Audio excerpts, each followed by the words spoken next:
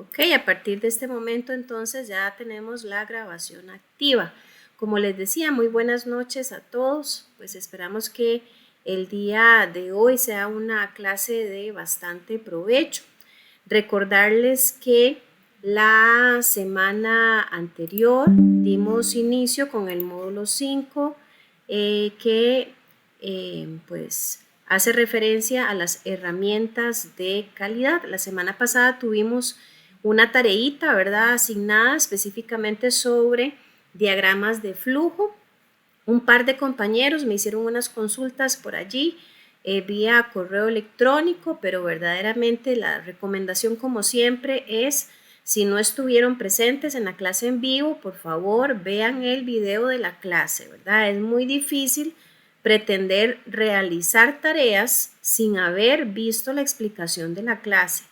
Y cuando me hagan sus consultas, ojalá, ¿verdad?, de forma muy atenta, siempre les pido que sean consultas concretas, no que esperen que yo les resuelva la tarea, porque obviamente eso no tiene ningún sentido. Aquí la idea es que lo que aprendemos en clase podamos, ¿verdad?, de alguna manera plasmarlo, ¿verdad?, como algo aprendido a través de una tarea resuelta. Ahora bien, para la clase de hoy vamos a cubrir dos herramientas más. Acá sería la herramienta número 3, que tiene de hecho varios nombres. Por acá les dejo causa y efecto, a veces se le conoce como espina de pescado o diagrama de Ishikawa, inclusive se le puede conocer en algunos lugares como diagrama de las 7 M's. Y la otra temática a cubrir es la herramienta número 4, que es el diagrama de Pareto o relación 80-20.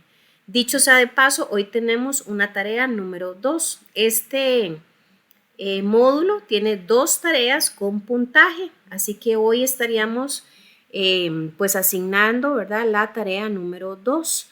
Por ahí en la próxima semana va a haber una actividad, pero es una actividad alternativa sin ningún valor en nota, pero obviamente, como siempre les propongo, ojalá puedan realizar todas las actividades, porque de una u otra forma, además de reforzar conocimiento, puede hacer que quien hace esas actividades alternativas, dado el caso que le falten uno que otro puntillo, pues para ganar el módulo, yo tomo en consideración que el estudiante pues haya cumplido con todas las actividades y ver de qué manera se le colabora. Entonces, para hoy, como les digo, vamos a cubrir estas dos herramientas adicionales de calidad.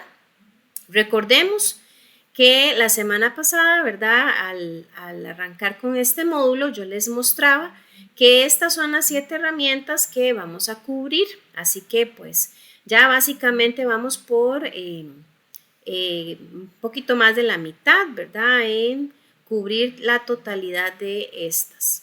Empecemos entonces con el diagrama de causa y efecto. Recibe muchos nombres, como les decía al inicio, por ahí se los puse en pantalla, se le conoce como espina de pescado, diagrama de Ishikawa o diagrama de 7 M's. Dicho sea de paso, este último nombre es debido a que se tienen que utilizar o se recomienda utilizar 7 elementos o 7 aspectos dentro de este diagrama, y en el inglés estos 7 aspectos empiezan con la letra M, como pueden observar en el diagrama que ahí también se aprecia en pantalla. Bien, ¿qué es el diagrama de causa y efecto? Bueno, vamos a decir que es una técnica de análisis que se utiliza para resolver problemas. Esta técnica fue creada por Kaoru Ishikawa, de allí el nombre que también recibe esta herramienta. Y esta técnica pues nos muestra de una manera esquemática las posibles causas de un problema o de un efecto, ¿verdad?, que se esté observando, por ejemplo, en una línea de producción. Ahora, no solamente nos permite detectar qué está causando el problema, sino también que nos permite desarrollar alternativas de solución a esos problemas. ¿Para qué sirve el diagrama de causa y efecto? Bueno, tiene muchas funciones, aquí vamos a rescatar 4. Favorece el intercambio de ideas. ¿Por qué? Porque resulta que a la hora de confeccionar uno de estos diagramas se recomienda que se haga en grupos. Entonces, pues esta técnica favorece, ¿verdad?, el intercambio de ideas, el intercambio de pensamientos de todos los involucrados en la construcción del mismo.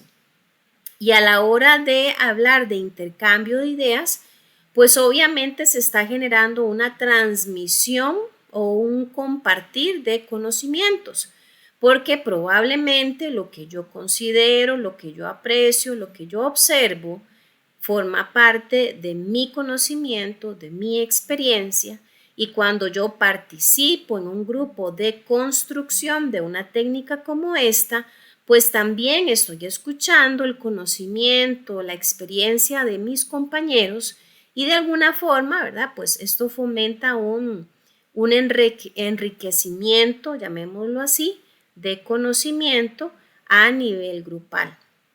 Otra función es que permite identificar muchos factores que pueden estar provocando el problema. Puede hacer que mi visión de la situación sea solamente parcial, pero cuando escucho los aportes y la visión de mis compañeros, voy a tener, ¿verdad?, un panorama mucho más amplio de posibles factores que estén generando ese problema que se quiere pues resolver. También sirve para prevenir problemas, ya que el intercambio de ideas va a proporcionar esa visión conjunta y puede combinarse con otras herramientas perfectamente, como es el caso de la herramienta de lluvia de ideas. Ahora, dentro de los nombres que se le asignan a esta herramienta de calidad, les decía que también se le conoce como diagrama de las 7 M's. Acá en pantalla ustedes pueden observar esos elementos o aspectos, ¿verdad?, que hacen referencia a las 7 M's. Hago la salvedad, en inglés cada uno de estos elementos sí empieza con la letra M, pero cuando lo traducimos al español no necesariamente ocurre así, ¿verdad? Por ejemplo, el primer elemento son las materias primas, en el inglés, ¿verdad?, los materials. En el caso de el manpower, o también a veces se le menciona como el men, nada más, hace referencia a la mano de obra, los métodos de trabajo, los methods, las máquinas, o a veces también conocidas como herramientas, el medio ambiente, la medición y la administración. De pronto tal vez esta última es la única que al traducirse definitivamente pues cuesta un poquito encontrarle una palabra, ¿verdad?, que al español empiece con M. Más sin embargo vemos ahí en pantalla, ¿verdad?, que en el inglés obviamente pues es el management, entonces pues allí no hay ningún inconveniente con el tema de la inicial de el elemento a utilizar. Ahora, estos 7 aspectos son los que se tienen que analizar cuando se quiera utilizar esta herramienta que, repito, ¿verdad?, muy conocida como diagrama de causa y efecto o espina de pescado. De hecho, vamos a ver que esos nombres tan particulares hacen referencia a cómo se construye. Entonces, antes de ver propiamente cómo se construye, conozcamos un poquito en qué consiste cada una de esas palabras que empieza con M y que necesariamente vamos a tener que considerar cuando se construya un diagrama. La primera palabrita, ¿verdad?, los materials o materia prima. Acá Cuando se detecta un problema, una situación que no es deseada y se determina que vamos a confeccionar un diagrama de causa y efecto, en el tema de materia prima, pues es importantísimo detectar cuál es esa materia prima que es indispensable en el proceso. También es importante, referente a este tema, verificar las hojas de especificaciones para corroborar cuál es esa materia prima, ¿verdad?, que tiene que utilizarse para el proceso que se va a observar. Hay que verificar de dónde viene la materia prima, cuál es el estado de la materia prima, cuál es la cantidad necesaria, la fecha de fabricación, la fecha en que ingresó a la planta, por ejemplo. O sea, son todos esos aspectos que nosotros tendríamos que evaluar para ver si allí no está la causa del problema. Si todo está perfecto, probablemente la causa del problema no sea la materia prima, sino que tal vez esté en alguno de los otros elementos. En la mano de obra, ¿verdad? Aquí se dice que es el elemento más importante.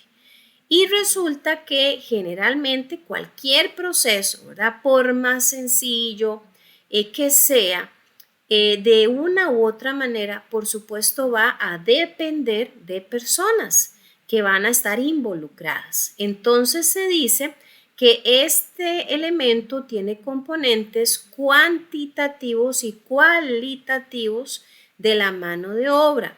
¿Por qué? Porque dependiendo del proceso o de la actividad se va a necesitar personas con más o menos especialización o con más o menos competencias laborales. Así que si de pronto se determina que tal vez el error, el problema que se está detectando procede de que quien se involucró en el proceso era una persona nueva, sin experiencia, sin capacitación, tal vez allí sea el meollo, ¿verdad?, de la situación, y allí se empiece a detectar la posible causa de ese elemento, pues, que se necesita resolver. Hay que verificar si las personas involucradas están capacitadas, están bien entrenadas, conocen bien el producto, conocen bien cuáles son sus obligaciones, sus responsabilidades, y muy importante, como se lee en las últimas líneas, ¿será que las personas involucradas conocen cómo tienen que reaccionar ante una no conformidad? O sea, yo puedo hacer que tenga personal altamente capacitado, que yo le enseñe cómo se hacen las cosas bien, pero que si yo no lo capacité sobre cómo reaccionar, si él observa un problema, si él observa una desviación, entonces hay una capacitación que está, llamémoslo así, incompleta, ¿verdad? No cumple con todas esos conocimientos o formaciones que requiere el personal para poder reaccionar de forma efectiva frente a una situación que no era deseada. El otro elemento son los métodos de trabajo. Acá se dice que las operaciones no deben hacerse de cualquier manera, o sea, no se pueden hacer antojadizamente, sino que cada operación, cada proceso tiene un método, una forma, ¿verdad?, un proceso, unas pautas a seguir en un orden de pasos. Y puede ser también que esos métodos que la empresa tiene de pronto no sean tan eficientes, ¿verdad?, como se requiere. Entonces, si fuera el caso que se detecta que el método que se está utilizando para fabricar, confeccionar algún instrumento resulta que tiene un error, podría ser entonces que la causa del problema esté específicamente entonces en el área de los métodos de trabajo. Es importante recordar que en industria médica siempre se va a exigir una uniformidad. Yo no puedo pretender jamás que, por ejemplo, la producción de un dispositivo sea diferente a la que se logró en el turno A con respecto a la del turno B, porque debería ser algo estandarizado, algo uniforme. Si no ocurre así, probablemente sea porque hay un error o una deficiencia en el método de trabajo que cada uno de esos turnos está siguiendo, y allí entonces es donde habría que actuar para corregir. El otro aspecto también que podríamos valorar es el tema de las máquinas o las herramientas. Aquí es indispensable, por supuesto, conocer cuáles son las que se involucran, ¿verdad?, en los diferentes procesos, y además, como se lee en pantalla, dice que inicialmente al arrancar un proceso, se debe hacer un chequeo rápido por parte del operario. O sea, no solamente es tener las máquinas, es que hay que verificar si las máquinas se encuentran en un estado deseado.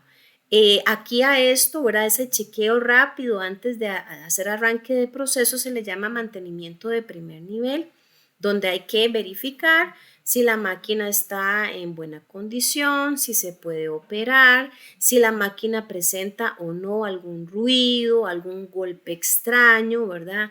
Alguna conducta, llamémoslo así, pues que no es normal.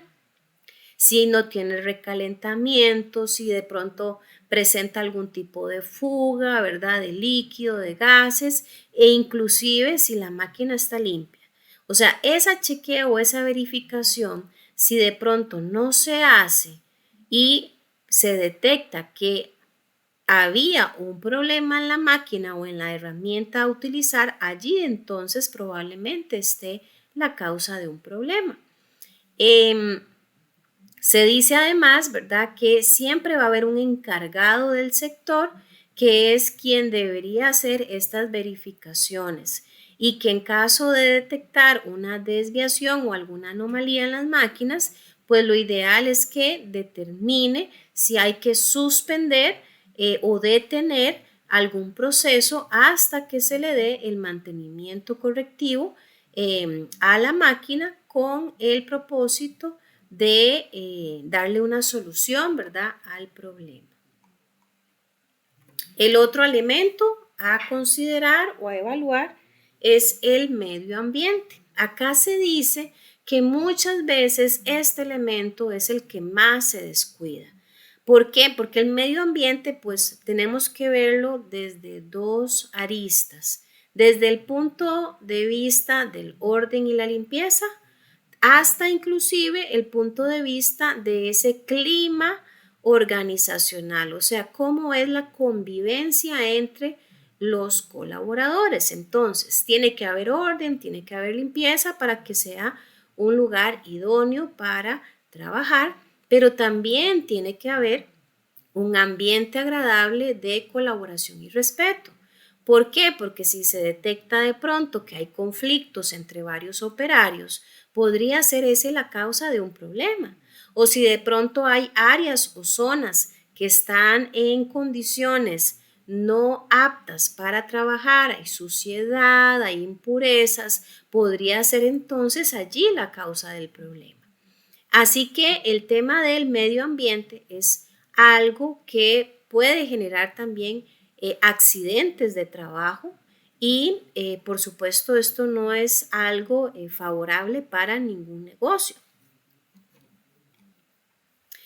La siguiente M que se debe de considerar es la medición. Acá, ¿verdad?, se refiere a todo tipo de medición que se haga en el sector. Por ejemplo, conocer la cantidad de piezas fabricadas, el tiempo estándar de operación, la cantidad de piezas conformes y las no conformes, mediciones sobre piezas, sobre productividad, sobre la cantidad de retrabajos. O sea, todo tiene que medirse, todo tiene que controlarse. Y vamos a pensar entonces que Una gestión o una administración que se considere ágil y moderna en un proceso es aquella que conoce los índices y las mediciones. ¿De qué nos sirve producir mucho si nos preguntan, mire, ¿cuánto se produjo hoy? Ah, no sé. ¿Y cuál es la medición estándar para los tiempos de producción por pieza? Ah, no sé. O sea, el no conocer esos detalles puede ser causa de un problema.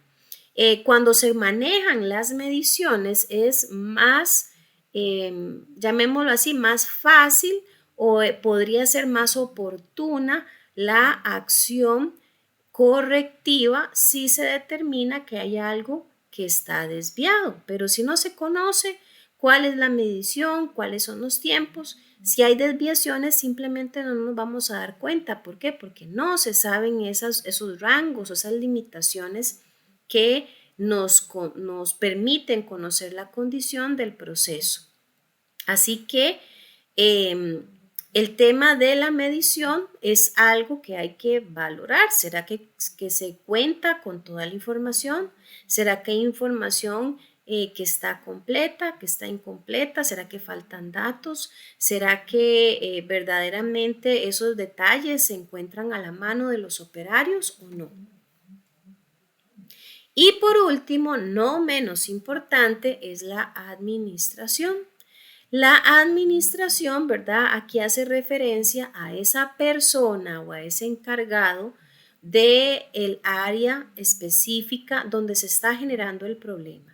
Esta persona encargada tiene la responsabilidad, ¿verdad?, de conocer lo que está ocurriendo, pero más allá de eso, la administración tiene que saber si las 6 M's anteriores están todas alineadas, están todas funcionando, están todas bien ejecutadas o no. El administrador, el encargado de cada área, tiene que saber cuál es la materia prima, cuáles son las mediciones, cuál es el medio ambiente, cómo se está trabajando con absolutamente todos los elementos que acabamos de ver. Una jefatura o un administrador de un área que desconozca el detalle de cada uno de estos elementos es una persona que simple y sencillamente no está cumpliendo con su labor de la forma correcta. Y obviamente, pues al desconocer o al no involucrarse lo suficiente, es una persona que tarde o temprano va a perder el control.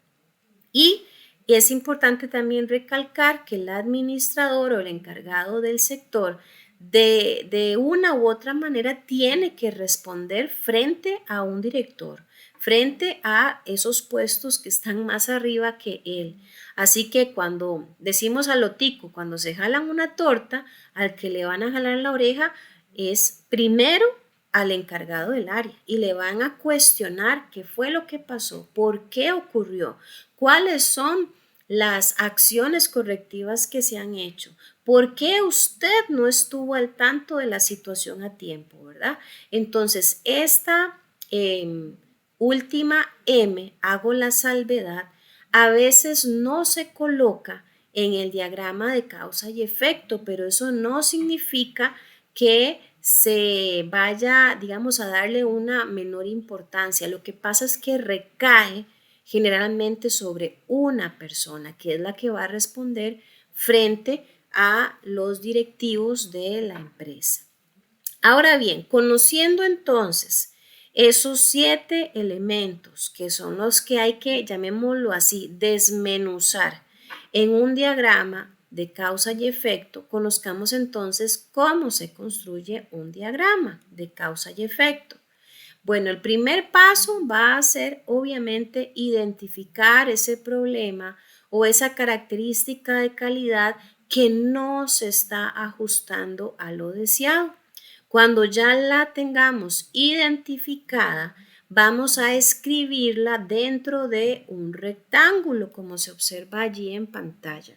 No se vayan a preocupar por el tema del color, ¿verdad? Aquí nada más es para que resalte, pero no hay que ponerle así como que color. Simplemente es colocar el nombre del problema o de la característica de calidad que está generando alguna desviación dentro de un rectángulo, se va a colocar al lado derecho de una hoja de papel, pensando, ¿verdad?, en que lo vamos a hacer a mano, pero también obviamente eso se puede hacer en digital. Igualmente, pues en digital se siguen las mismas recomendaciones de construcción.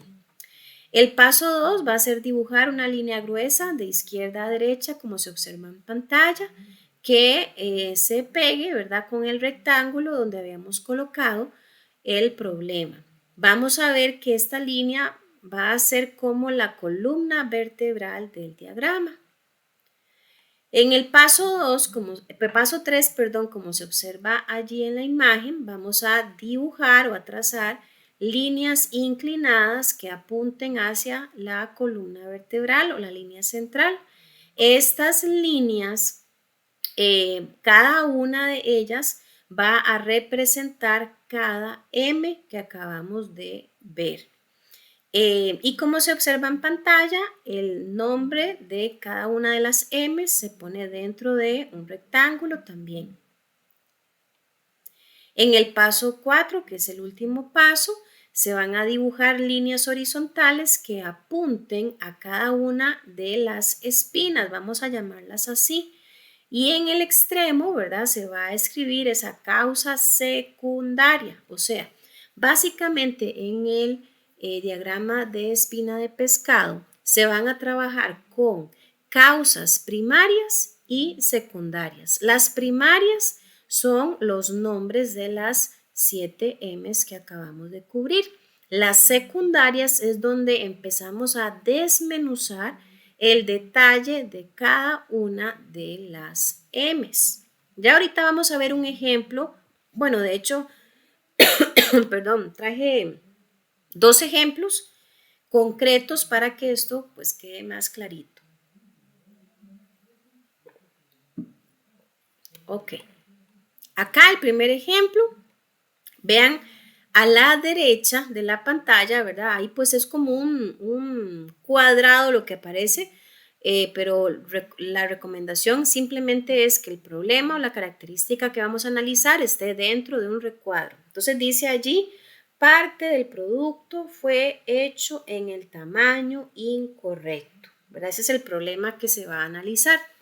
Si ustedes observan, bueno, tenemos la línea gruesa central que hace referencia a la columna vertebral del diagrama y hacia los lados, tanto para arriba como para abajo, tenemos unas líneas más gruesitas, más negritas que están inclinadas y cada una de ellas hace referencia a una M de las que vimos anteriormente. Allí la única M que ustedes no observan es la de administración, como ya lo había explicado.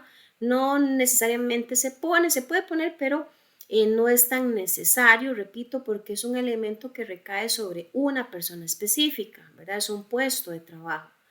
Y dentro de cada una de las líneas gruesas que hacen referencia a las M's, se van a ir desprendiendo causas secundarias o terciarias, inclusive. Veamos un ejemplo.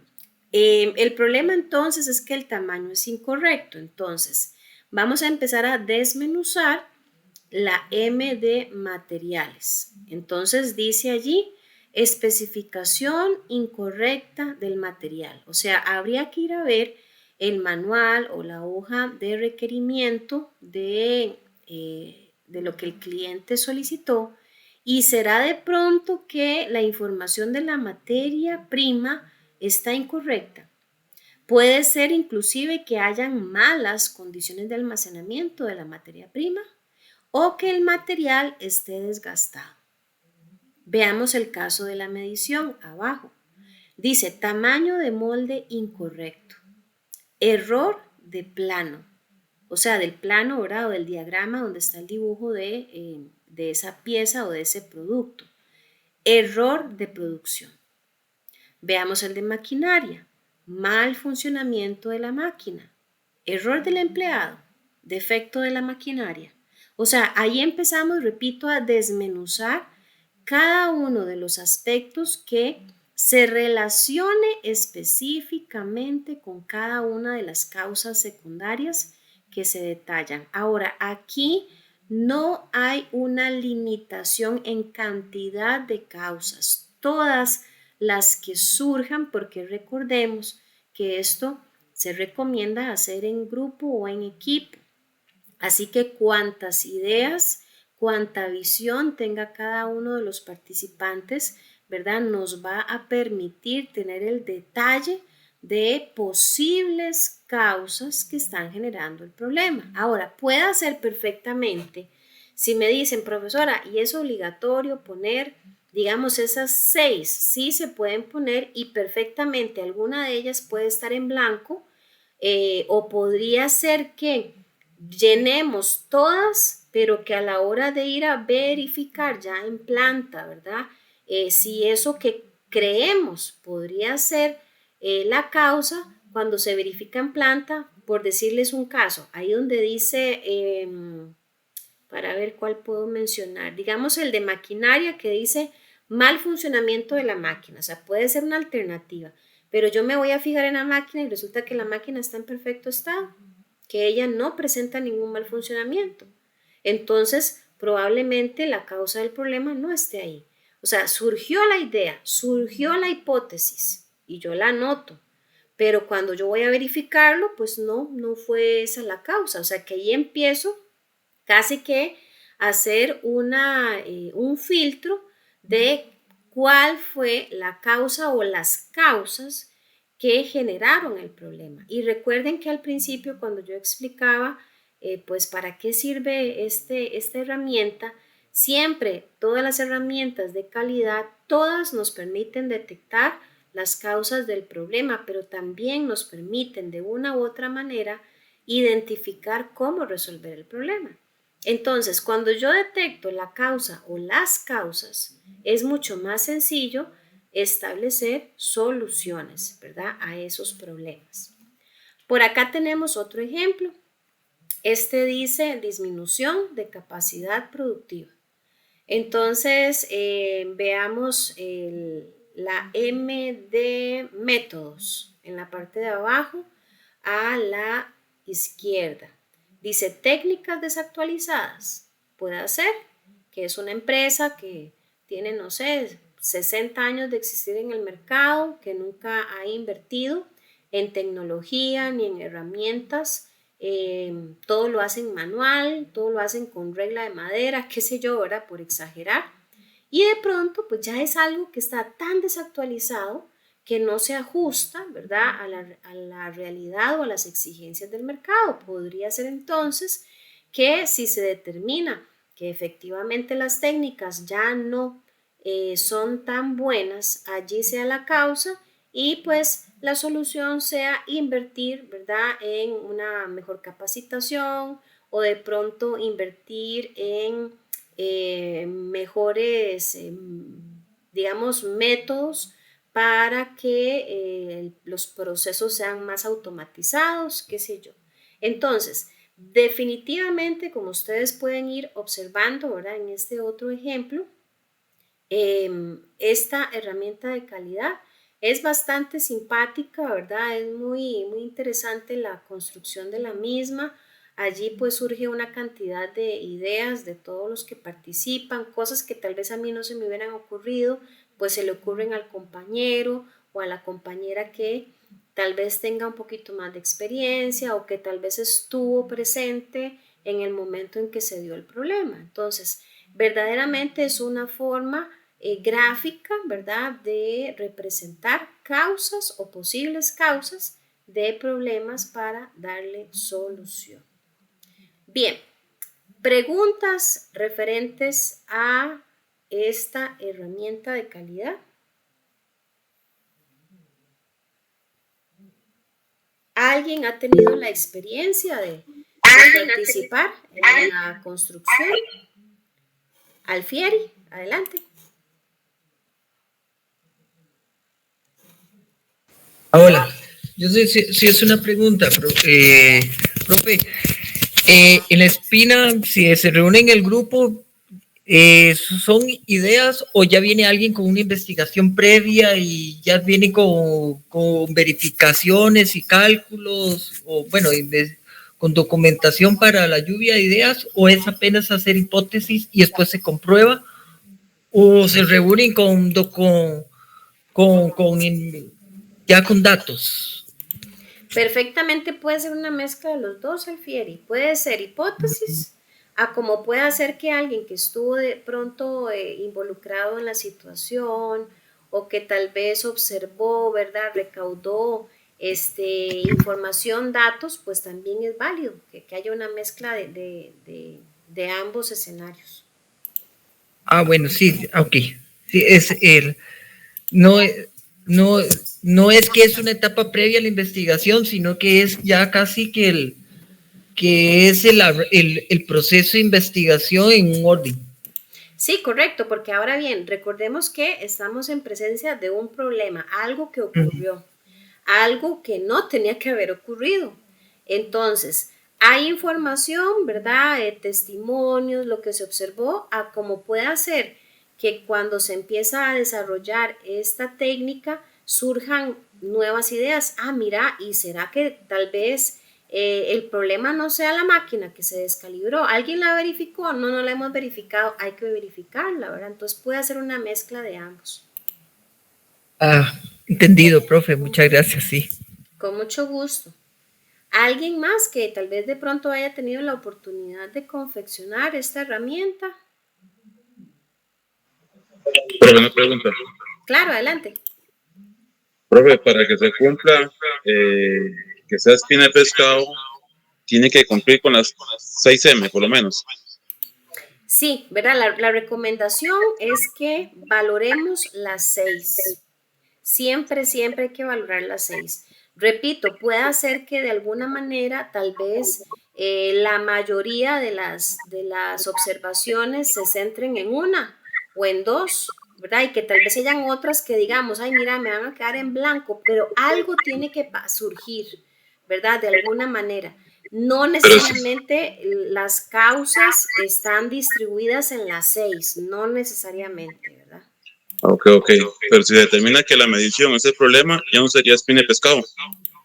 No, sí, claro, sí, o sea, sí, siempre sigue siendo espina de pescado, ¿verdad? Por la forma o la estructura que se hace, pero si se determina que tal vez todo apunta a que las causas se centran en medición, como usted dice, de alguna manera estamos descartando también que las otras M no tuvieron ningún problema. Entonces, sí, sí se dibujan siempre todas. Ok. Ujú. Excelente. Alguien más con alguna consultita o tal vez alguna experiencia que haya tenido en la construcción de esta herramienta, si es que la tienen.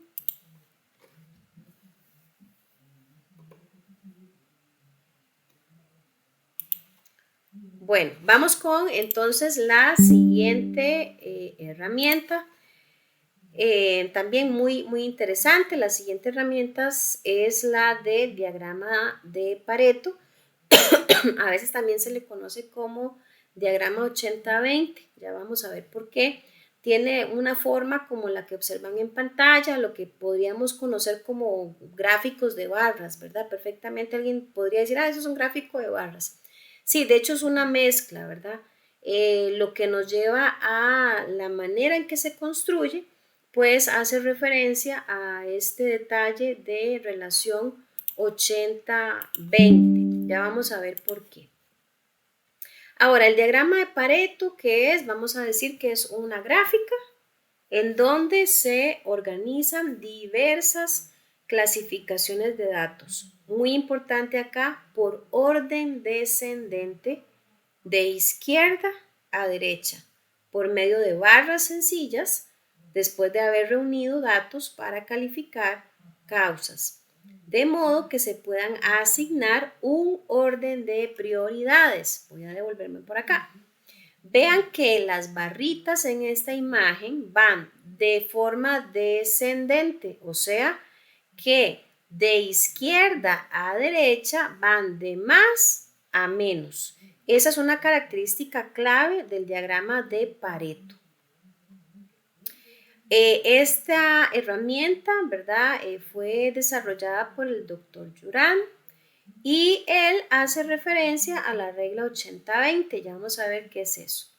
Ahora, esta regla o ley, ¿verdad? Ley de Pareto 80-20 nos dice que para muchos resultados, de forma general, el 80% de las consecuencias provienen del 20% de las causas.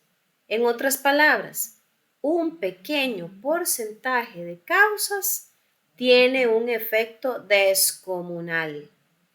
A veces, ¿verdad? Nosotros somos muy dados, digamos, hablándolo ya en la vida real, a ver cosas tal vez que son, que son muy llamativas, que no pasan desapercibidas y a veces creemos que esa es la raíz del problema.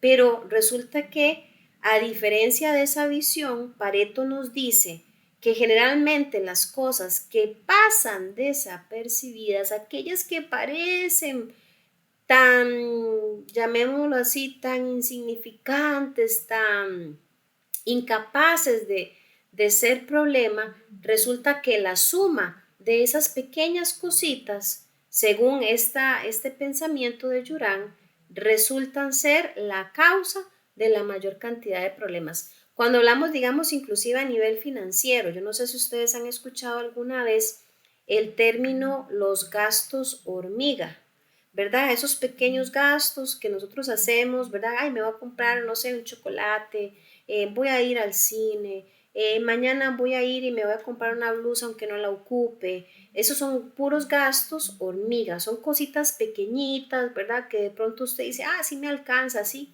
ay, sí, sí, yo puedo manejar esto. Pero resulta que llega a fin de mes y usted dice, ay, no me alcanzó la plata. Y yo no entiendo porque yo no me he comprado nada así grande. Yo no me he comprado una pantalla, no me he comprado un celular. Qué raro, porque no me alcanzó la plata. Bueno, porque habían cositas pequeñitas que parecían insignificantes, que sumadas, sí, representaron, ¿verdad?, la causa del problema. Esa es, digamos, la referencia que hace Juran con esta herramienta. O sea, la herramienta me va a permitir clasificar cuáles son las causas que a veces pasan desapercibidas para entender que esas son las que generan el mayor impacto en problemas serios. ¿Para qué sirve esta herramienta? Bueno, me permite detectar entonces los problemas que tienen más relevancia mediante la aplicación de este principio. Este principio del 80-20 también se le dice de forma popular, pocos vitales, muchos triviales, ¿verdad? Esa frasecilla ahí de domingo. Dice que hay muchos problemas sin importancia frente a solo unos graves. Según este concepto, si se tiene un problema con muchas causas, podemos decir que el 20% de las causas resuelven el 80% del problema y a la viceversa. El 80% de las causas solo resuelve el 20% del problema. Veámoslo acá. Acá viene una serie de pasos que se recomiendan para poder construir un Pareto. Ahora, yo les voy a proponer lo siguiente. Ustedes van a leer estos pasos después de que finalicemos la clase. Yo me los voy a brincar porque voy a pasar de una vez con la explicación de la construcción a través de un ejemplo real. Entonces repito, estos pasos que están en la diapositiva 26, ustedes los van a repasar después de la clase, pero yo los voy a explicar a través de un ejemplo práctico de una vez. Entonces, vamos a suponer que en la empresa, ¿verdad?, donde estamos colaborando y donde se está confeccionando algún dispositivo médico, se está encontrando varios defectos en el empaque. Y se hace una lista de esos defectos y además se contabiliza cuántos empaques presentaban cada uno de esos defectos. Por ejemplo, se encontraron 14 empaques con problemas de pegamento, 16 empaques con problemas de sello, 192 empaques con problemas de impresión, 47 empaques con problemas de código de barras y 134 empaques con problemas de grosor. ¿Ok? Entonces, acá tenemos el orden de los pasos, o sea, esto que yo estoy a punto de explicar se detalla acá en este texto que ustedes van a leer posteriormente ahí solitos. Entonces, ¿qué hago cuando ya yo tengo los defectos y la cantidad de defectos encontrados? Bueno, el paso número 1, como ustedes van a observar en la esquina superior izquierda de la pantalla, dice que 1, o sea, el paso 1 va a ser ordenar la cantidad. Voy a hacerlo un poquito más grande para que se aprecie mejor. Ok, ordenar las cantidades de mayor a menor. Ese es el primer paso. Y voy a abrir un paréntesis acá. Yo les dije hace un ratito, perdón, que hoy hay tarea. Ustedes van a confeccionarme un pareto, o sea, esto que estoy en proceso de explicar. Y abro el paréntesis porque ya me ha pasado en otros grupos que no sé por qué este primer paso se lo brincan. Y si se brincan este primer paso, todo lo demás va a estar malo. Así que por favor, este paso número 1 es importantísimo. Vamos a ordenar de mayor a menor y como se observa en la tablita, tenemos los mismos datos que yo leí hace un ratito, o sea, estos de acá, que vean que las cantidades están en desorden, ¿verdad? Ahí no hay ningún orden. Aquí entonces vamos a ordenarlas del defecto que tenga más cantidad al defecto que tiene menos cantidad. Entonces nos queda de primero impresión con 192, grosor con 134, código de barras con 47, sello con 16 y pegamento con 14. Segundo paso, dice que vamos a totalizar la cantidad, o sea, sumamos. Sumamos todos estos datos numéricos, nos da 403 defectos encontrados o 403 empaques con defectos. Paso 3. Vamos a calcular el porcentaje que representa cada defecto. O sea, aquí se está dibujando una tercera columna a la derecha que tiene el título de porcentajes. ¿Cómo calculo esto? Esto es muy fácil de calcular. Ya se los voy a mostrar en pantalla. Permítanme un segundo que voy a habilitar la calculadora. En pantalla voy a cambiar la forma en que voy a presentar. Déjenme un segundito, por favor. Ya vamos a terminar. Un momentito.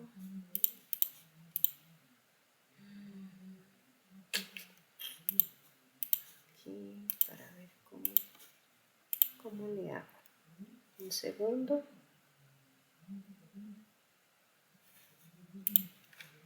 Ok. Necesito que me confirmen, por favor, una persona por lo menos que está viendo en pantalla tanto. Es que si me salgo de aquí, no voy a poder ver qué es lo que ustedes están viendo. Entonces, están viendo en pantalla la calculadora y también la tablita con los datos. ¿Alguien me confirma? Sí, profe. Ok, gracias, Alfieri. Bien, entonces, por ejemplo, ¿cómo fue que averigüé este 48% de la línea de impresión? Muy fácil. ¿Qué vamos a hacer?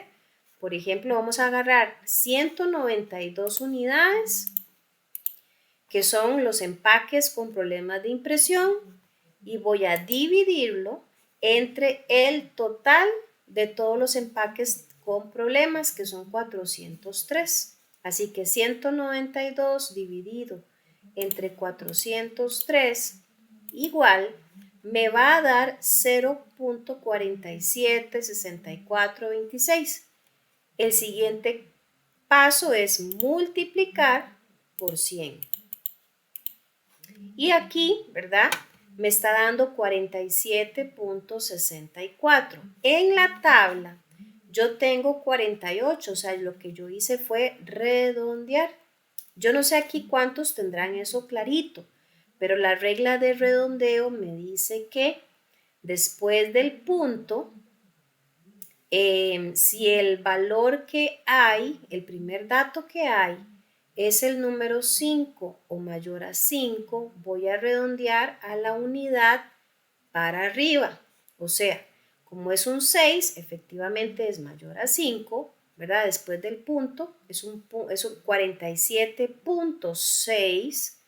Este 6, de acuerdo a la regla de redondeo, me permite redondear al dato entero, o sea que en vez de 47 es un 48, que es lo que vemos en pantalla. ¿Me explico? ¿Me confirman, por favor? Si no, vuelvo a explicar con mucho gusto. Profe, en la regla de redondeo, perdón, ¿Sí? Si el dato es 5, O es mayor a 5, para redondeamos arriba. para arriba. Ajá. 5 o mayor. A 5, redondeo para arriba. Gracias. Con mucho gusto. Si por ¿Me puede ejemplo, volver a explicar, por favor? sí, claro que sí. Nada más déjeme terminar un momentito la idea. Si por ejemplo, voy a escribir aquí en la calculadora cualquier número. Por ejemplo, yo voy a poner eso, 47.2. Como la regla de 3 es de 5 para arriba, redondea, obviamente de 5 para abajo no redondea. En este caso, después del punto, por ejemplo, si fuera el 0, el 1, el 2, el 3 o el 4, eso no me permite redondear para arriba, sino que se mantiene la unidad intacta. O sea, si yo les digo redondeemos 47.2 a una unidad completa, tendría que quedar en 47. Repito, porque el 2 no me deja redondear para arriba. Pero si yo tengo 47. Digamos que 8, de acuerdo a la regla de redondeo, yo puedo transformar ese 47 a un 48. La parte de la explicación del redondeo está clara.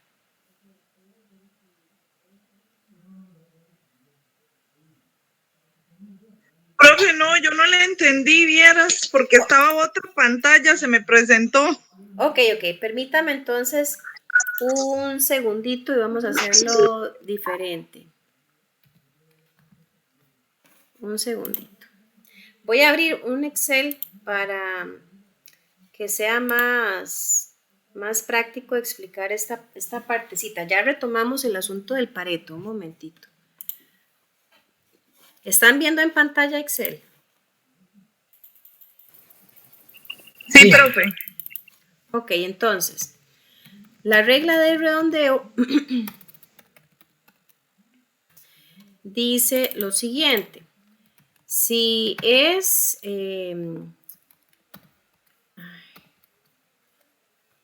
permítanme, perdón, aquí está. Si es igual a 5, si es mayor a 5, siempre voy a redondear para arriba. Redondeo para arriba. O sea, a la unidad hacia arriba. Pero si el valor es menor de 5, digamos que el redondeo es, más bien, no se aplica redondeo. No se aplica.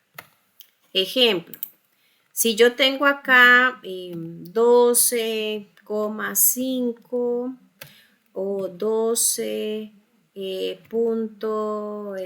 qué sé yo, 7. Y por aquí voy a poner el ejemplo de 12.2. Entonces, ¿cómo sería el redondeo? En el caso del 12,5 yo puedo redondearlo a 13 porque es igual a 5, ¿verdad? El decimal. En el caso del 12,7 también puedo redondear a 13 porque el decimal es mayor a 5. O sea, la regla me lo está permitiendo. Pero en este otro caso, el decimal es inferior a 5. Así que la forma en que yo redondeo sería manteniendo la unidad intacta. O sea, se mantiene el 12. ¿Me explico? Sí, profe. Ok, excelente. Entonces, esta parte de redondeo es importantísima, ¿verdad? Para yo retomar la parte de la explicación de Pareto. Entonces, vuelvo a la presentación. Vamos acá. Entonces, les estaba explicando cómo salió este 48 que está en pantalla. Voy a explicar cómo sale el 33. O sea, cada uno de estos numeritos o valores que están en porcentaje se hace el mismo procedimiento, el mismo. Veamos, por ejemplo, el 33%. ¿Cómo lo saqué? Tomé 134, que es la cantidad de empaques con problemas de grosor.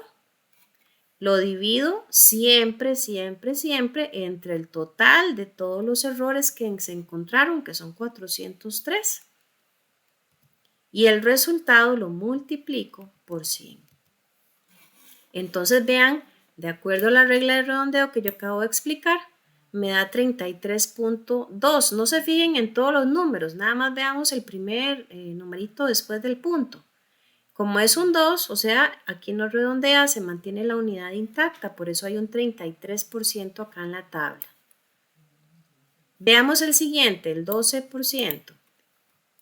¿Cómo lo obtuve? Tomé 47, que son los empaques con problemas de código de barras, lo divido entre 403, que es el total de unidades, por 100, y me da 11.6, de acuerdo a la regla de redondeo. Entonces redondeo para arriba, ahí está el 12%. ¿Me explico?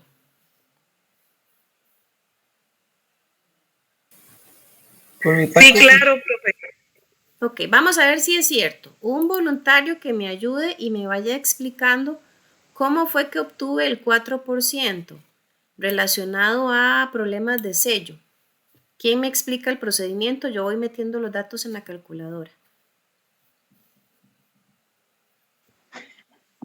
Divide 16 entre 403 y lo multiplica por 100. Perfecto, por 100. Ahí tengo 3.9. ¿Qué pasa con ese 3.9? Ok, entonces lo redondeo porque el 9 es mayor. Ajá, muy bien. Entonces queda en 4, 4%. ¿verdad? 4%. Muy importante, jóvenes. Cada vez que yo hago este procedimiento, vean que particularmente al final del proceso siempre multiplico por 100. Este 100 hace referencia al porcentaje. Cuando yo hago este proceso, los valores que yo voy a colocar en esta última columna siempre tienen que tener el símbolo de porcentaje. Si ustedes no me escriben este símbolo de porcentaje, pues la información está inconclusa. No es lo mismo que yo diga 48 a que diga 48%, ¿verdad? Son datos completamente diferentes. Así que siempre que ustedes al final multiplican por 100, nos está obligando a que el dato tenga el símbolo de porcentaje al final. Ahora bien, si yo quiero saber que hice bien estos cálculos de la última columna, cuando yo sumo los datos debería de darme 100. Ahora hago una salvedad. Por temas de redondeo podría ser que me dé 99.95% o que me dé 100.20%. O sea, que hayan unas pequeñas, ¿verdad? Diferencias al 100% exacto. Pero mientras no me salga yo de más de una unidad para arriba o para abajo, va a estar bien. Por ejemplo, voy a sumar esos porcentajes. Sin poner en la calculadora el símbolo de porcentaje, aquí nada más voy a sumar los números. 48 más 33 más 12 más 4 más 3. Ahí me dio perfectamente ese 100% que ven en la parte de abajo de la tabla. ¿Ok? Entonces, vean que hasta acá yo les estaba mostrando, ¿verdad? Los primeros 3 pasos para hacer los cálculos que me permitan dibujar un Pareto. Repasemos. Acá tenemos paso número 1, ordenar los datos de mayor a menor. Paso 2, sacar el total de los valores numéricos. Paso 3, calcular los porcentajes que ya les expliqué. Y el último paso en cálculos es este que está acá, que es sumar el acumulado en cada porcentaje. ¿Y esto cómo se hace? Ojo acá. Vean que cada vez que hago un paso, estoy adicionando una columna, ¿verdad? Tenemos la columna donde está la descripción de los defectos, la columna donde está la cantidad de los defectos encontrados, tenemos la columna que se llama porcentajes y ahora estamos creando una última columna que se llama acumulado de porcentaje. ¿Esto cómo se hace? Súper fácil. Es más, solo el término ya me da una pista. Acumulado es algo que estoy sumando, acumulando, ¿verdad? Entonces, vean la primera línea. En la primera línea, como no hay nada acumulado, solamente hay un dato, se coloca exactamente el mismo, 48, 48. Donde empieza a cambiar la cosa es a partir de la segunda línea en adelante, porque estamos acumulando. ¿Qué significa?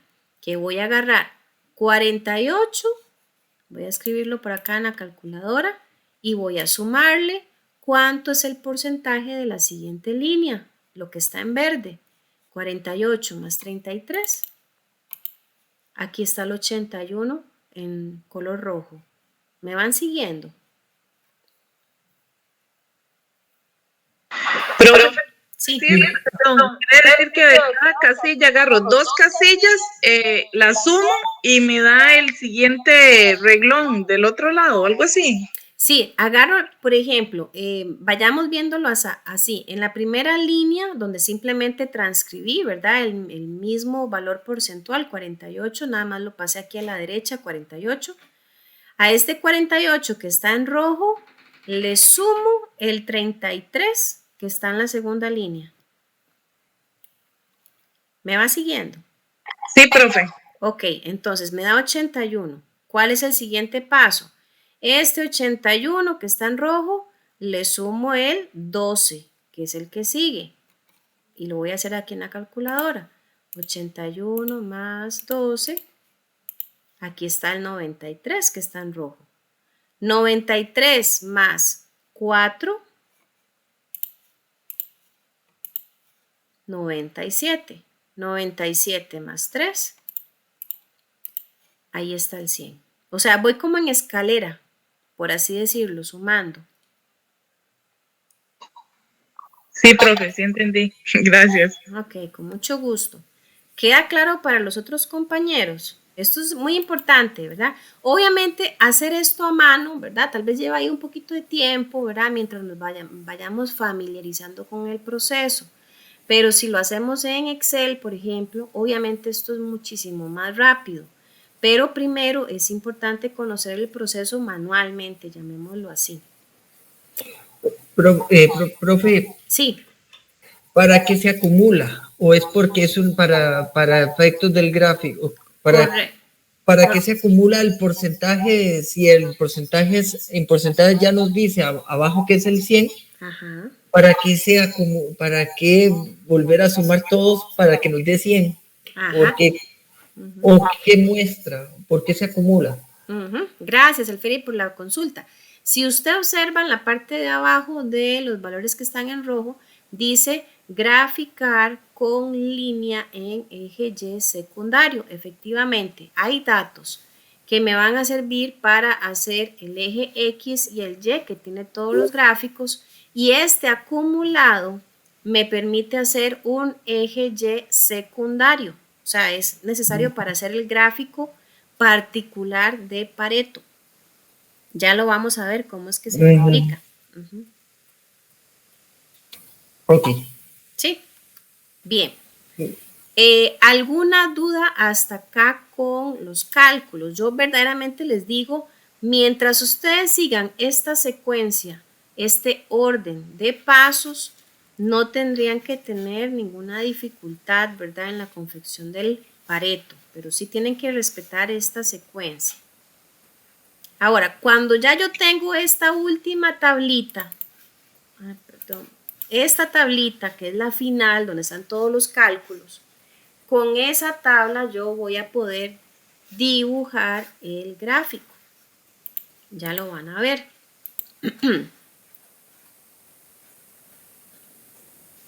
Bien, vamos viendo poco a poco las partes del gráfico, ¿verdad? Yo sé que en buena teoría, pues todos deberíamos de conocer a grandes rasgos cuáles son las características de un gráfico, sin embargo vamos a repasarlas.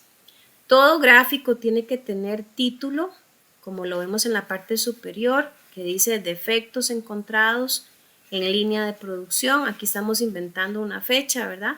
Del día 26 de julio del 23 en el turno A.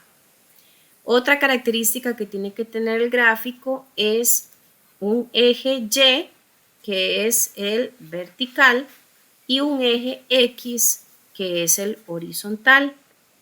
Además, cada uno de estos ejes tiene que tener un título, porque sin título yo no sé de qué se trata el gráfico. Entonces, por ejemplo, en el eje Y, que es el vertical, y aquí voy a abrir un paréntesis también, porque ya me ha pasado varias veces que he encontrado estudiantes que todavía se les hace una pequeña confusión con el asunto de vertical y horizontal. Entonces, bueno, cada quien tiene su forma, ¿verdad?, de explicarlo o de aprendérselo. Yo les digo a mis estudiantes cuando tienen esta dificultad para diferenciar uno del otro, que cuando piensen en el horizontal, piensen en el horizonte, ¿verdad? Cuando ustedes van allá a una montaña y dicen, ay, ve qué bonito el horizonte, ¿verdad? Esa línea que está como acostada, por donde vemos tal vez el sol cuando se asoma. Y vertical, vamos a pensar en la columna vertebral, ¿verdad? Una persona que esté de pie, esa va a ser la forma de algo que es vertical. No sé si alguien quería hacer alguna consulta, que escucho por ahí un micrófono abierto. Ok, bueno, eso, ¿verdad? Cierro paréntesis por aquello de que haya alguien que a veces se le pueda confundir estos términos de vertical y horizontal. Entonces, vertical es el eje Y ven a la izquierda de la pantalla que hay un pequeño título que dice cantidad de piezas que son con defecto, ¿verdad?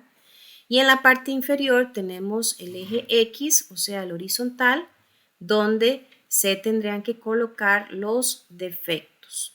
Ahora, repito, esta es la información básica de cualquier gráfico. Un título principal que me dice de qué trata el gráfico. Tenemos un eje Y con su título de qué es lo que se está representando en el eje y un eje X con su título que me dice qué representa el eje X, perdón. Adicionalmente, y aprovechando la observación que hizo el compañero Alfieri hace un ratito sobre los datos acumulados, quiero que observen a la derecha del gráfico. Dice allí porcentaje de defectos en eje Y secundario, o sea que este gráfico tiene un eje Y 2 o secundario, ¿verdad? A la izquierda está el primario, a la derecha está el secundario. Y se utilizan pues valores distintos. Ahora bien, dicho eso en forma general, características generales del gráfico, quiero que veamos de dónde salen los numeritos, de dónde salen los valores del gráfico. Bien, voy a devolverme un segundito a la tabla. Quiero que vean que en la columna que dice cantidad, tenemos los datos de mayor a menor, ¿verdad? Que va 192, 134, 47, 16 y 14. La información que estamos observando en la columna de cantidad es la información que se representa en el eje Y primario. Ustedes ven ahí, de hecho, los mismos numeritos. Empezando siempre desde el 0, desde la parte de abajo empezamos en 0 y dibujamos hacia arriba los valores, ¿verdad?, que tenemos en esta columna de cantidad. Luego, ¿qué pasa con los valores que tenemos en el eje X, en la parte horizontal? Vea que dice defectos, o sea, voy a escribir el nombre de los defectos que estamos analizando. Habíamos dicho que era impresión, grosor, código de barras, sello y pegamento. Y muy importante, muchachos y muchachas, en el mismo orden que están en la tabla, en ese mismo orden se colocan en el gráfico de izquierda a derecha. Cuidado, me hacen un enredo ahí porque entonces ahí sí todo se desordena, ¿verdad? Y en el eje que tenemos a la derecha, que es el eje Y secundario, vean que tenemos los valores que empiezan desde 0 abajo, ¿verdad? Y llegan hasta 100, nunca se va a pasar de 100. ¿Por qué? Porque son los valores del acumulado. Ahora, aquí por un asunto de orden, a la derecha, yo coloqué los valores de 10 en 10 para que se vea ordenadito, ¿verdad? Ustedes lo pueden hacer de 30 en 30, de 50, bueno, en 50 en 50 no, porque quedaría como muy amplio esos márgenes, pero la idea acá es que ustedes escojan la misma proporción en la colocación de los números, o sea, si dicen voy a hacerlo de 5 en 5, entonces mantengan esa estructura. Si lo quieren hacer de 10 en 10, como se ve en pantalla, pues mantengan esa estructura, repito, por un asunto de orden. Hasta acá me doy a entender de dónde salen los números y los valores que se colocan en los tres ejes. Profe, en la tarea va a venir así, digamos, va a venir con una cantidad y de ahí uno empieza a hacer lo de la tabla. Correcto. En la tarea yo les voy a dar una tabla como esta. Exactamente, ¿verdad? Obviamente con otros datos.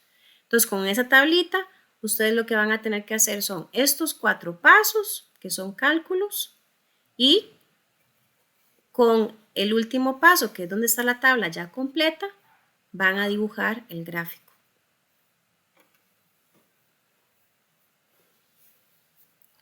¿Me explico? Profe, pero de las dos, de todas las tablas, ¿hacemos el gráfico o una en específica? Solo las de defectos sería. Bueno, es que para ver, esta tablita que es donde está como el conteo nada más de los defectos, es la misma que se ha utilizado acá en todos estos procesos. Nada más que al final se agregan 2 columnas. Una columna que es la de porcentajes y otra columna que es la del acumulado. Entonces, con esta tabla final, que es donde están los porcentajes y el acumulado, es la que usted utiliza para dibujar el gráfico.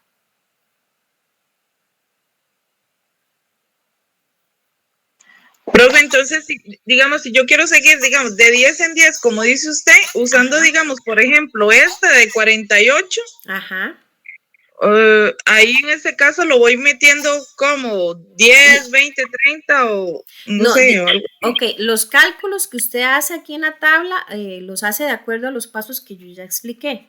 Cuando usted dibuja el gráfico, usted puede hacer esta variación de escribir los numeritos de 10 en 10, de 5 en 5, de 15 en 15, eso es indiferente. Eso no va a afectar en nada la información de la tabla, ya va a ver por qué.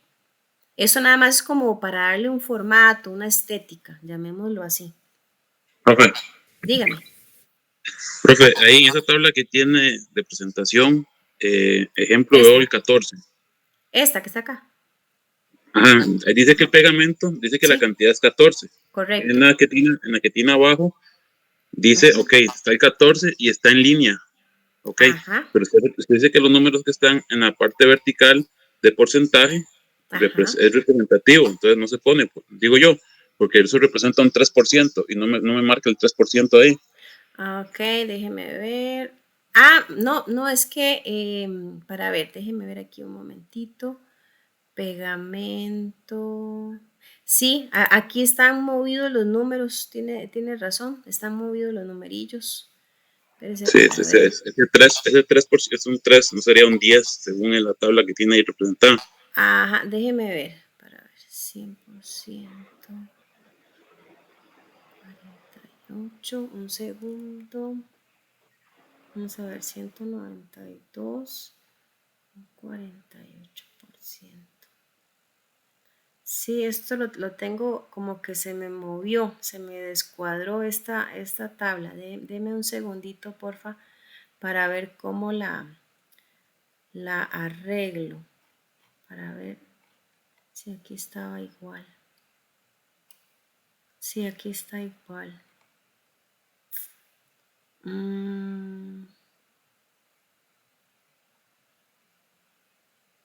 Deme un momentito para ver. Este 10%. 80. Ah, no, no, no, no, no, ya vi. Ya vi dónde es que está el asunto. Parece para ver. 80. Son 2. Ajá. Ya le voy a explicar, compañero. No, no, esta parte a la derecha no tiene que estar alineada. Nada más deme un chancecito para ir, digamos, como en el paso a paso, porque esta última parte es la última, la final. Entonces, deme un segundito. A ver, les estaba entonces diciendo, acá propiamente, entonces ya tenemos definidas los dos ejes X y Y, el Y primario y el Y secundario. Ahora, en el secundario, siempre vamos a tener los valores de 0 a 100. Nunca vamos a poner más de 100, nunca vamos a poner menos de 100. Eso es una regla. Lo que sigue es graficar o tirar las barras, ¿verdad? Del gráfico y vamos a trabajar únicamente con eje X y eje Y primario. A ver, vamos a hacerlo uno por uno. Veamos acá en la tabla. Dice que impresión, o sea, el error de impresión tiene 192 unidades. Bien, me voy para acá. Entonces, yo tengo en la parte inferior, en el eje X, ¿verdad? El error de impresión. Y voy a dibujar la barrita que me llegue hasta la altura de 192, que es la cantidad de piezas, ¿verdad? Que presentaron ese problema. Hacemos lo mismo con el siguiente error. Véanlo acá. Grosor dice que tiene 134 unidades, ¿verdad? Con esta situación. Entonces veamos la barra de grosor que está identificada con su nombre. Voy a llevarla hasta la altura de 134 en relación con este eje Y que está a la izquierda, ¿verdad? 134 es a la altura de esta barrita. Veamos la siguiente. Código de barras tiene 47 unidades. Entonces, código de barras la llevo hasta la altura aproximada ahí del 47. ¿Me van siguiendo, muchachos, hasta acá? Sí, profe. Ok, perfecto. Sello, dice que sello tiene 16. Vamos por acá. Sello, más o menos, ¿verdad? Llega a la altura de 16. Y la última dice que pegamento 14. Efectivamente, pegamento llega hasta la altura de 14. Hasta allí, ¿verdad? Todavía no pensemos en lo que tenemos a la derecha. Hasta allí no hay, digamos, ningún nivel de dificultad. Simplemente es dibujar. barras que lleguen hasta la altura de la cantidad, ¿verdad? Que estoy haciendo referencia en el eje Y, punto y aparte. Eso es todo lo que estamos haciendo hasta ese momento. ¿Qué sigue?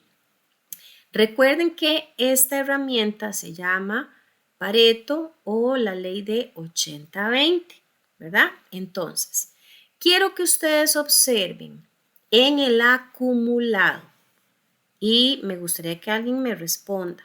En el acumulado, ¿cuántos defectos en conjunto me llegan hasta un 80%? O sea, ¿cuántos defectos me llegan hasta un 80%? Se van a fijar en la columna del acumulado. Hay 4, profe. 4. Ok. 2. Ajá. Por ahí se le cortó la compañera que creo que dijo 2, ¿verdad? Perdón, sí, profe, 2. Ok, veámoslo así. El compañero estaba viendo de abajo para arriba, ¿verdad? Y por supuesto ahí contó 4, pero lo correcto es ver de arriba para abajo. O sea, el primer defecto acumulaba un 48%.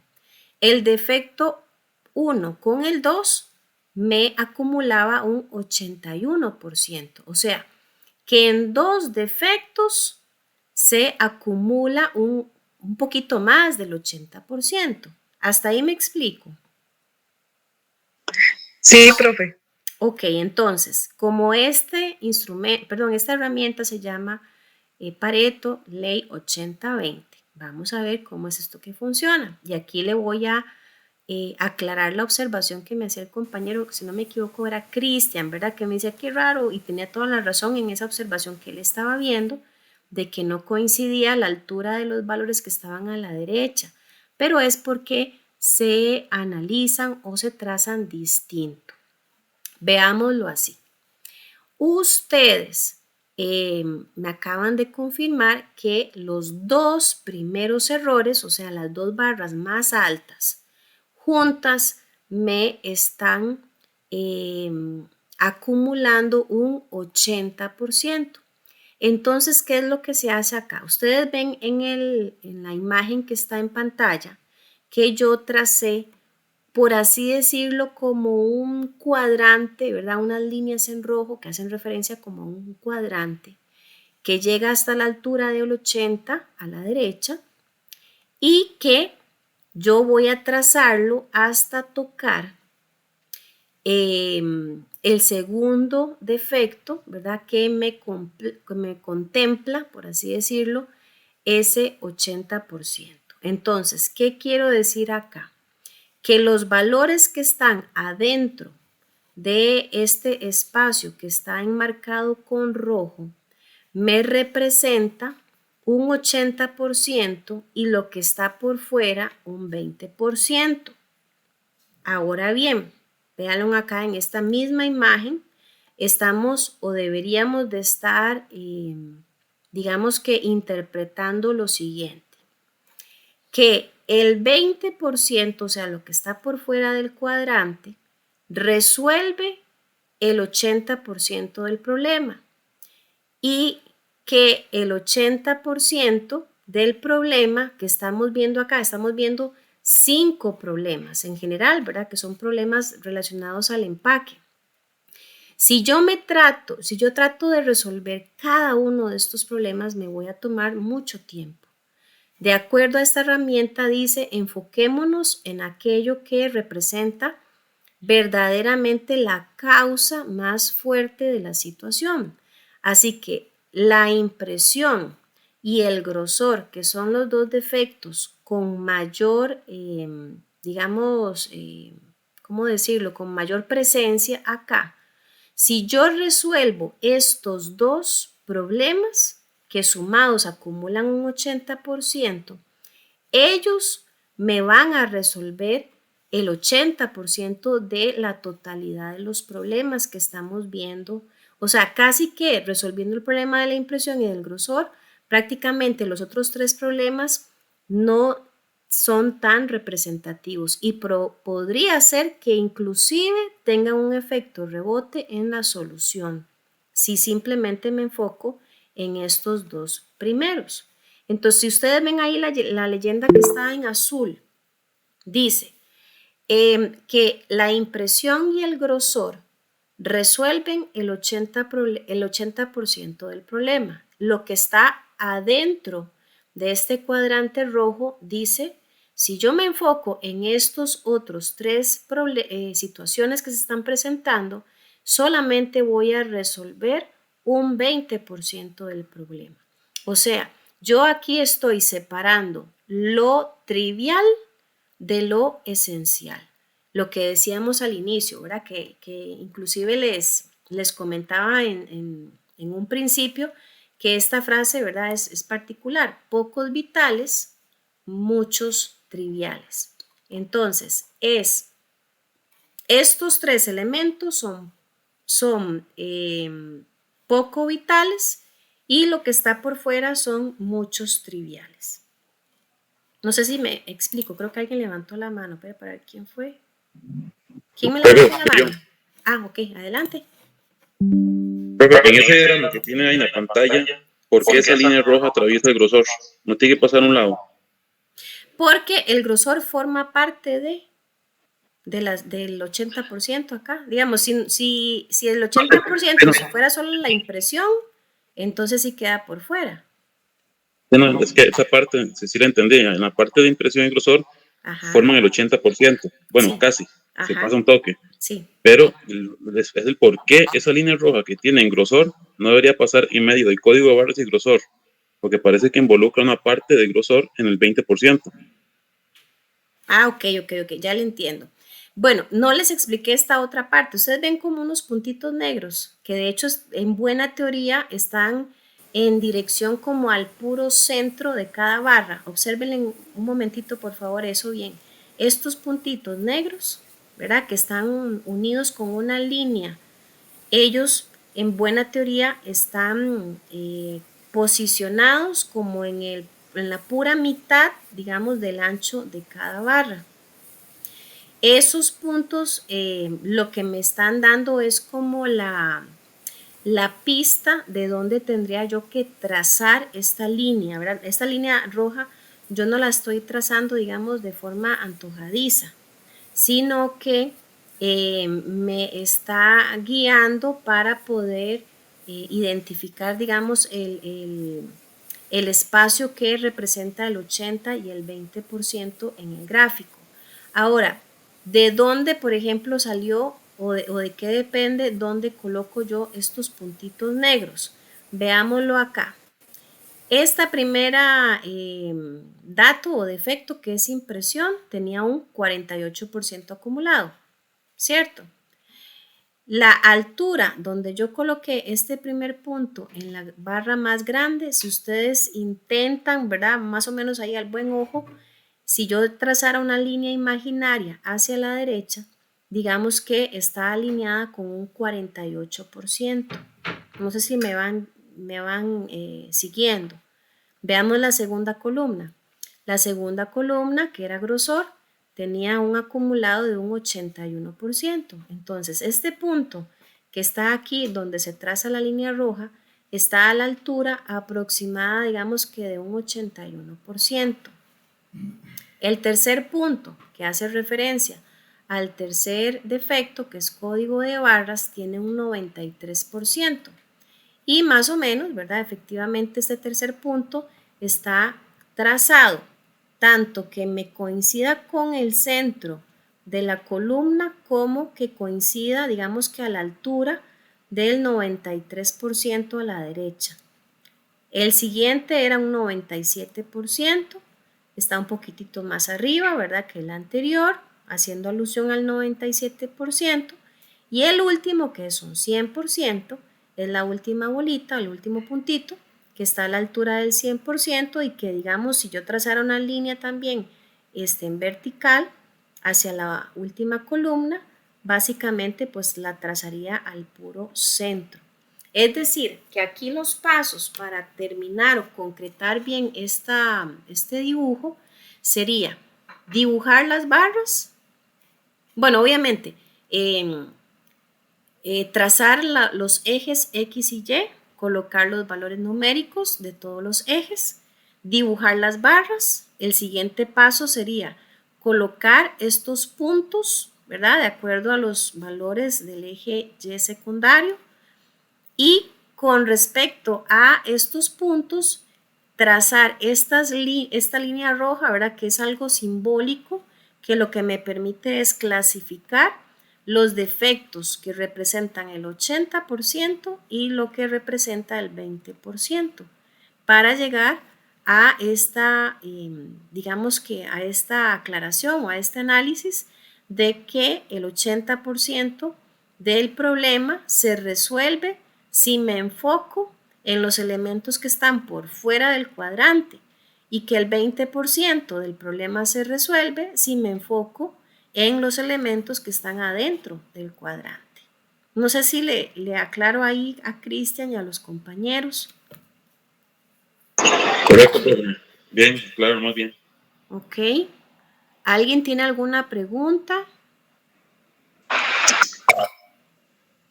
Profe, eso sería, ese 20% es lo que está libre, es lo que queda como básicamente como lo que está bueno.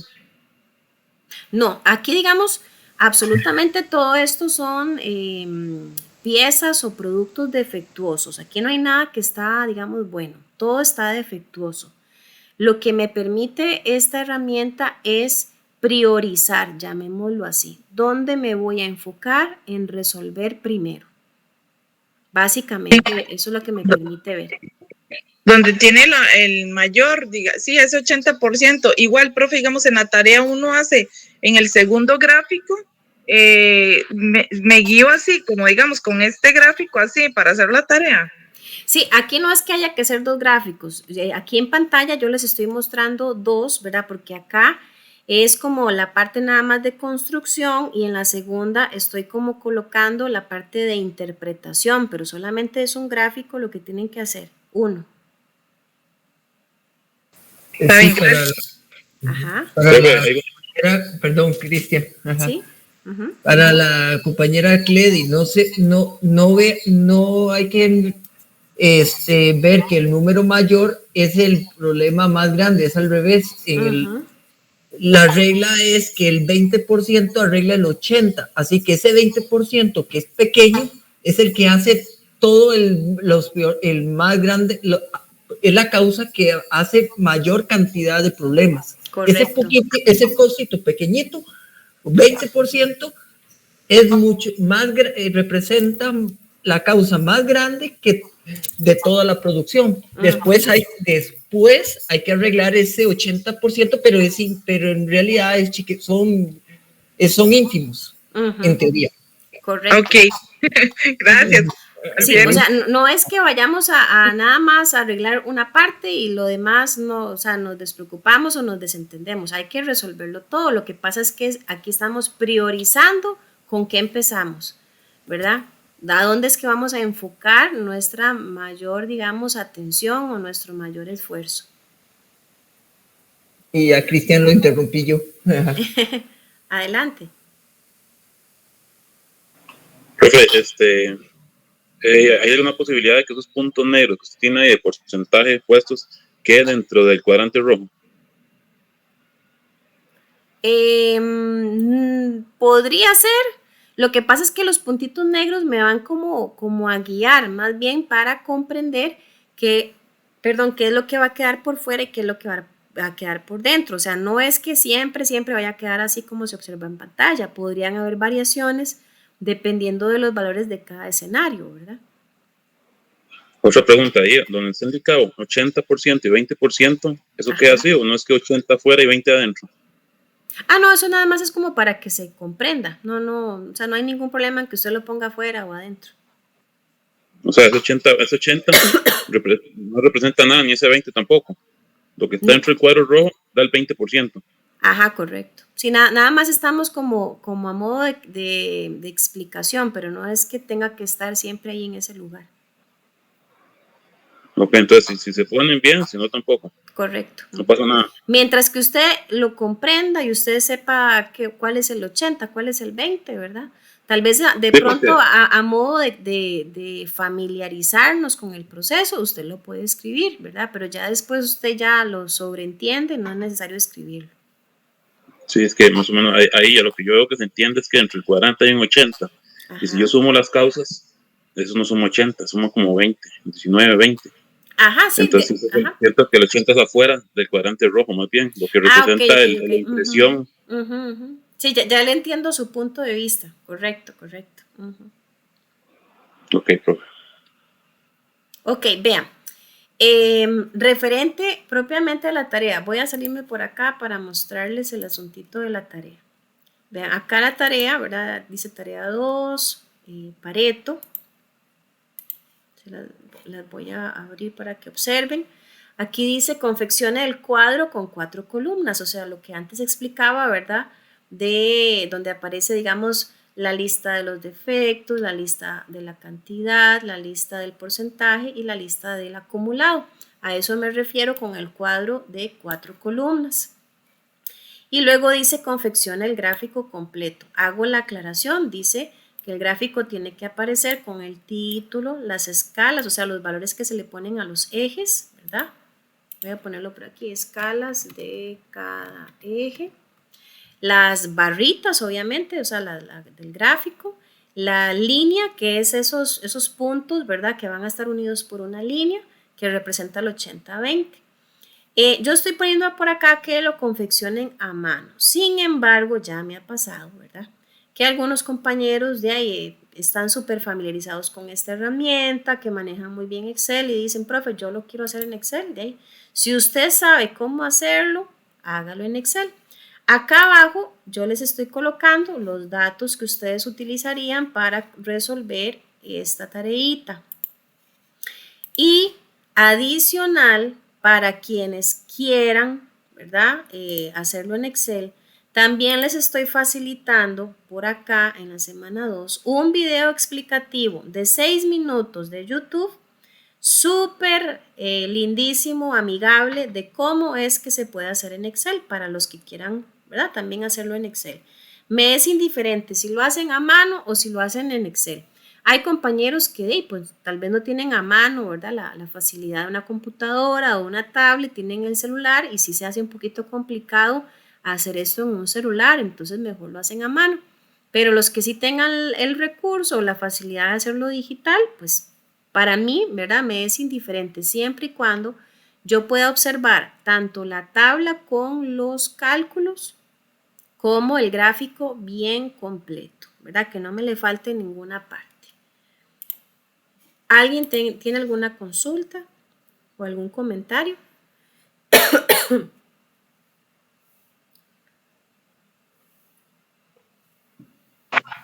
No, profe. Ok. Tiempo igual hasta el otro martes. Sí, Profe, sí, o lunes. sí. De hoy en 8, ¿verdad? Y siempre con la salvedad de que si alguien tuviera alguna situación ahí, ¿verdad? Especial y que se le complica, simplemente que me lo informe por correo y ahí pues yo les colaboro y les comento cómo podemos resolver. Profe, muchas gracias. Con mucho gusto. Ok, entonces si estamos claros con todo, muchachos y muchachas, sería... Ah, bueno, Alfieri, adelante.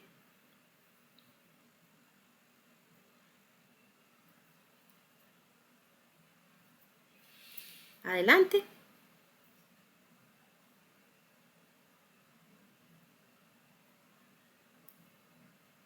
Tiene que... A mí no me quedó claro muy bien el uso de los símbolos del conector. Yo, me está hablando de la semana pasada. De la clase anterior. Sí, es que no había puesto el micrófono, sí. Okay. Es una duda sobre la clase anterior. Okay. En el programa tenemos la figurita del conector, que cuando son 2 páginas y un círculo. Lo que no entiendo, en la primera, yo tengo página, tengo una primera hoja, no me alcanzó, pongo el símbolo y pongo ese símbolo y le pongo el número en la página 2. No, en la siguiente página. Perdón, en el símbolo, por ejemplo, estamos en la página 1, pone 1. Cuando va a retomar el dibujo en la página 2, empieza con ese mismo símbolo y le pone un número 1. Lo que hace referencia es que está uniendo 1 con 1. No entendí. Es que lo que me confundió es el círculo. Yo pensaba que se haga, que se termine, porque en el bueno, eso no lo hice yo en la tarea de la mano, porque como tenía dudas, solo lo traté de hacer en el de Word, pero en las diapositivas decía que un conector era de salida y el círculo era de llegada. Entonces no me confundía que si en la página 2 había que poner el símbolo, que el círculo era el que se recibía. Ok. Dependiendo, digamos, de cada empresa, para que usted lo tenga presente, ¿verdad? A veces ya hay como formatos preestablecidos, algunas empresas tal vez se sienten más familiarizadas con unos símbolos que con otros. El tema de los conectores va a depender si quiero conectar una página con otra o tal vez inclusive solo estoy trabajando en una página, pero el diagrama, digamos, es muy grande, muy amplio y yo quiero hacer referencia, por ejemplo, de un pedacito del diagrama en la misma página a otra sección de la misma página, puedo usar también un conector. A veces inclusive hay, digamos, procesos que se repiten, entonces en lugar de volverlos a sobreescribir, mejor utilizo un conector haciendo referencia a que se repite el proceso. No sé si le aclaro.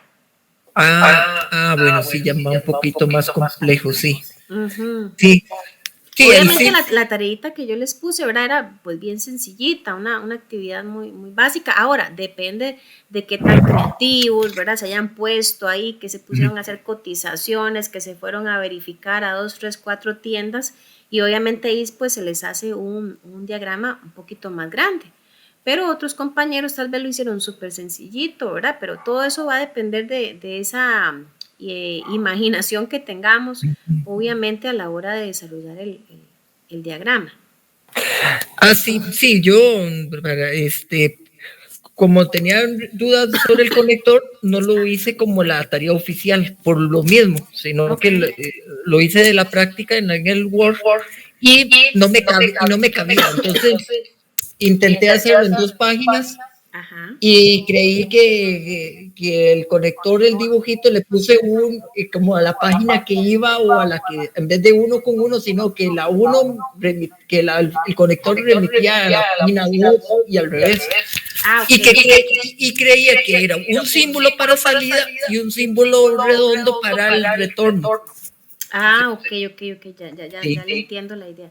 No, mucha calma, ¿verdad? Con eso, porque obviamente yo soy consciente de que si no estamos familiarizados con el uso de esto, yo no voy a ponerme ahí como dicen popularmente a hilar muy delgadito, ¿verdad? Porque esto es como más una tarea práctica, ¿verdad? Que otra cosa. Pero no se preocupe por esos detallitos, don Alfieri. Vamos a, bueno, yo lo voy a revisar en su debido momento y ahí eventualmente le hago las observaciones si fuera necesario. No, lo de los conectores no lo hice a mano. Yo evité que se me pasara de una hoja. Okay. Porque no manejaba los conectores. Okay. Entonces, pero sí lo traté de hacer en Word y me quedó, y medio lo utilicé y me quedó esa duda. Okay. ¿Verdad? Como ya la tarea oficial por lo mismo ni lo usé. Okay. Porque no quería jugarme el chance. Ajá. Pero sí me quedó esa duda.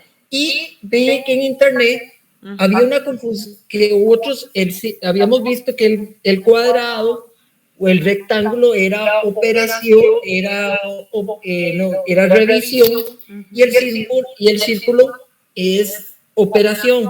Pero muchos ejemplos que vi en internet eran como que todo era cuadrados, hasta operaciones, casi no usaban círculos. Entonces no sé si es